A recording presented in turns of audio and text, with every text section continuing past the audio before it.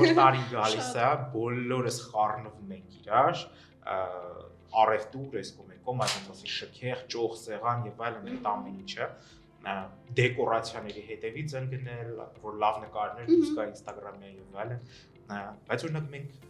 մեծ ուշադրություն չենք դարձնում Սուրբ Ծնունդին։ Եղել է ժամանակ, երբ որ նոր էր ընդունվել քրիստոնեությունը, որ Սուրբ Ծնունդը բոլորի մոտ նշվում էր նույն օրը։ Բայց երբ որ անցել է հազարամյակ եւ դարեր, անցել է ու տոմար է փոխվել, օրացույց է փոխվել, մի քանի տիեզերական ժողովներ են ունեցել այն ժամանակ դեռևս, եկեղեցական տիեզերական ժողովներ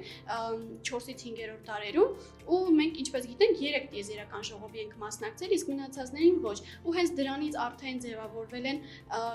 քրիստոնեության ճյուղերը, ու հայ առաքելական եկեղեցին մնացել է այս հին տոմարում, ոչ թե հին տոմարում, այլ պահպանել է օրը,